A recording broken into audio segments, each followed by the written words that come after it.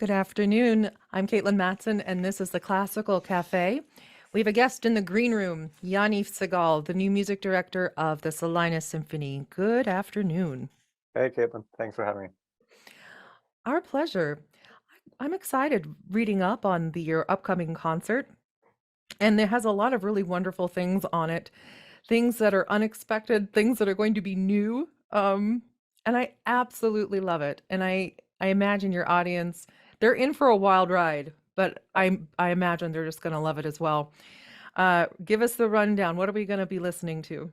So I like to think of each concert as presenting something for everyone. And in this case, that means we start with one of the greatest masterpieces in Tchaikovsky's Romeo and Juliet Fantasy Overture, which has the famous love theme that everyone will recognize whether they've heard the piece or not. And from there, we make some big departures because we're going to be playing something completely different following the Tchaikovsky, which is a suite of music from Gabriel Prokofiev's Breaking Screens, which is an album for string instruments and electronics that he released in 2020. And then on the second half, we have a brand new symphony that I wrote that's called Symphony in Scenes with the subtitle Sky Change. And that is based on music that I wrote for my own wedding. And again, we're talking about Oh, something now that's literally coming fresh off the page. this is the world premiere of your symphony. Absolutely, yeah.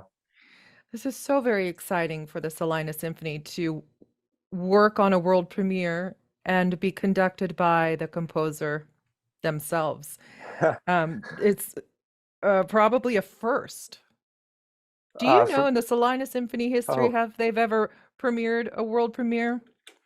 We'll have to look Uh, that up. We'll ask yeah, Adrian. I'd have to ask. It's possible that we've done some. Well, our first concert had a second performance, so it was Mhm. almost a world premiere. And certainly, there's probably some arrangements of things, but it's a good question if we're actually, having some premieres. So yeah, it's certainly unusual for many orchestras, and especially when the composer is actually the one waving their arms in front of them. So Yes. lots of hats to wear.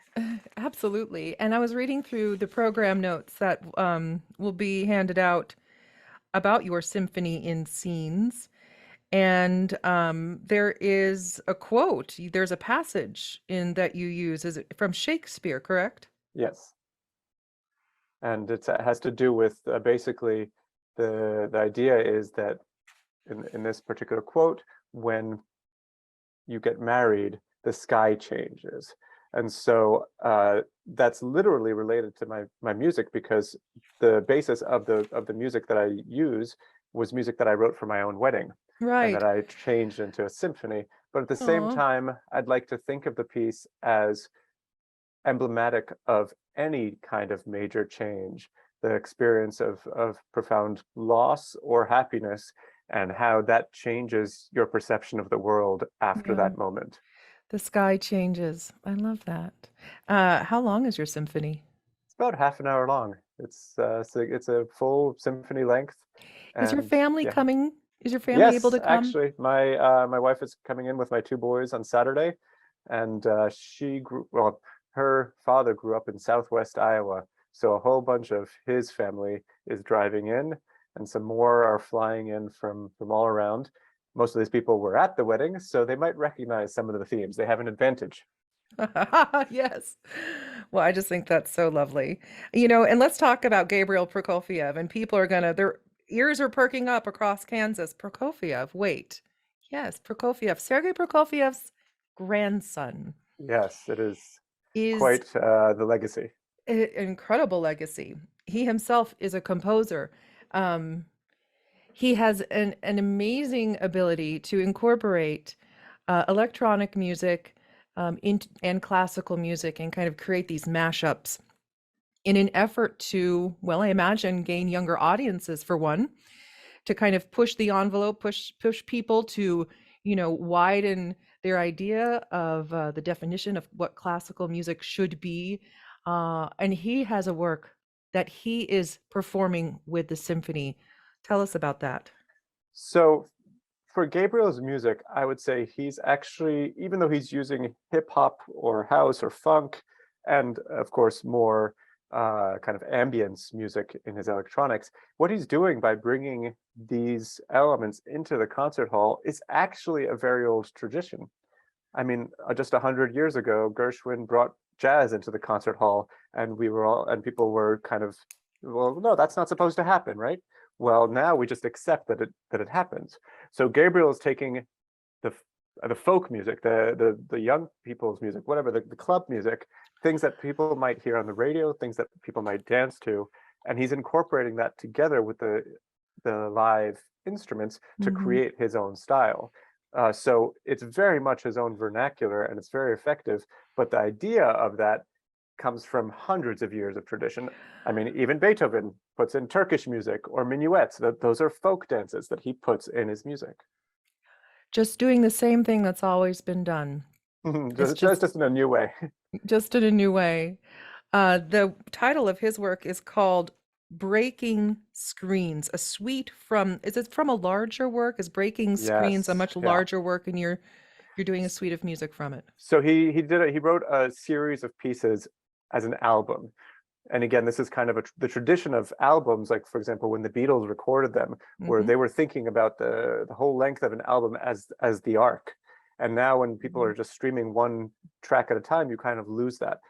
But Breaking Screens is an album that he recorded in 2020, right before lockdowns. And it was a reflection for him on some of the frustration we have with as we're getting addicted to our screens and trying to both love and hate that. Uh, a little bit of fear and anxiety over climate change and what that means for his kids. At the same time, there's a lot of reflective movements and beautiful music too, because even in the most sorrowful times, there you can still find joy around you. So Yes, and I'm sorry to that's okay. interrupt, but I just wanted to interject that I went on his website and I didn't listen to any of the music from Breaking Screens in particular, but I was poking around and listening to some examples of his other work. And so often there is this negative stigma attached to contemporary music and what it's going to sound like and how it's not going to incorporate the things we crave, like melody. You know, it's not going to be pleasant to listen to.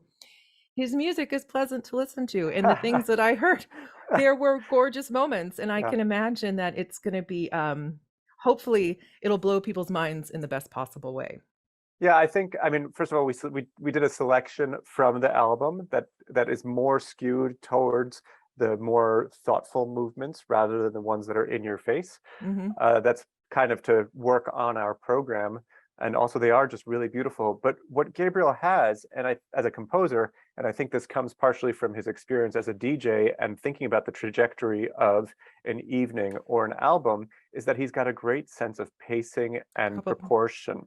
good And that's, storyteller. yes, and that's what you really want in a composer, whatever their style is. We'll be back to talk more about the Salina Symphony with their music director, Yaniv Segal.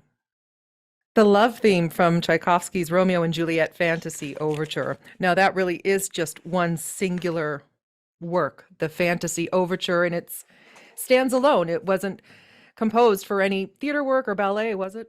No, this is kind of the older tradition of not really having the titles for a piece set yet. So overture really meant standalone piece. It tells the story, it uses some of the themes, but it's not meant to precede any bigger work.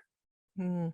And it starts off the concert for the Salina Symphony Orchestra. I'm Caitlin, this is the Green Room, and we're talking with Yaniv Segal, the music director, conductor of the symphony. He is also a composer. Last month, well, I guess it's been 2 months now. It's November. Yeah. On the 9th of September, 2022, Yaniv, you completed your symphony in scenes. This is a world premiere work that the Salina Symphony is premiering, and I think it's so exciting for everybody. Also on the program, Gabriel Prokofiev, who, yes, he is related to Sergei Prokofiev. He's his grandson. Will be in town with the symphony as well. And he actually performs with the symphony. So that you have your symphony musicians and you have Gabriel in town performing the electronic music portion of it. Right. And it depends on which piece of his we're playing. They all work a little bit differently. A lot of the stuff that he's done for electronics, it really exists, and then it's a question of starting the loops, making sure it balanced, putting on effects onto the strings or whoever's playing live, mixing it. And sometimes he works much more like a DJ and is recording things we do and plays loops back. So he's got a variety of possibilities when he's performing. Is he on the stage with you? Yep, he will be on the stage. Yep, he will be on the stage. In the case of this piece, in Breaking Screens, I will have actually a click track as well, which means I'll have a metronome beat in my ear, as will some of the musicians, to kind of keep us going, because he's triggering so many things and has to align so much at once. This Oh, is because wow. these are really, dance rhythms, and when you're talking about Yes. multiple layers at once, they have to lock in to synchronize. So I don't think the symphony has played with click tracks either. So this is a new for them starting tomorrow night. Oh, wow. And logistically complicated in terms of the technical side. Can be, yeah. Um, did the symphony have to employ the help of anybody who normally would not be helping out this week in order to get all of these different moving parts working? Not really, because Gabriel actually can take care of so much of that himself, and anything that we need, he's generating from his own setup. So he's going to be, I mean, contrary to a musician who might bring, a violin on stage, he needs a table where he can put his laptop, he can put his controllers, he can put the boxes that connect everything, and then he needs an output to the house. And usually, we're playing in the Stiefel Theater, which has a great amplification system, and these days almost every theater has some kind of system that he can plug into. I just think this is fascinating. So go see the Salina Symphony, okay? It's November the 6th at 4 o'clock at the Yep. Stiefel Theater. For tickets, you go to salinasymphony.org. Salinasymphony.org. I can also, tickets are available for people to come pick them up in person at the Stiefel? Yep, Stiefel box office anytime. Day of, although actually for our first concert, we literally had a line out the door because so many people came at the last minute to get tickets, especially students, which was wonderful. So for a program like this, we would certainly encourage lots of young people to come, but come a little earlier. Try to arrive a I little bit earlier if you're I not do going to a buy your pre-concert tickets talk as well. in advance. Oh, you do? Is that I 1 hour an before? hour before. Gabriel and I will be out in the Watson room talking about the program. So if you have any questions about his process or my process or the program, that would be a great time to come up and meet us. What a rich afternoon it will be. So on the program again is Tchaikovsky's Romeo and Juliet Fantasy Overture, a suite from Breaking Screens by composer Gabriel Prokofiev, who is also performing the work with the symphony. He is doing the electronic portion. And then the evening will end with Yaniv Segal's world premiere of Symphony in Scenes Sky Change. The overall theme of the afternoon is romance. And I just absolutely love that you've created a symphony out of the music you wrote for your wedding day. That is romantic. Thank you. Salina Symphony is November the 6th. That's this Sunday at 4 o'clock in the Stiefel Theater. For tickets, go to salinasymphony.org, or to read their program notes or any further information you want about the symphony. Yanni, thank you for joining us today. Thank you so much for having me, as always.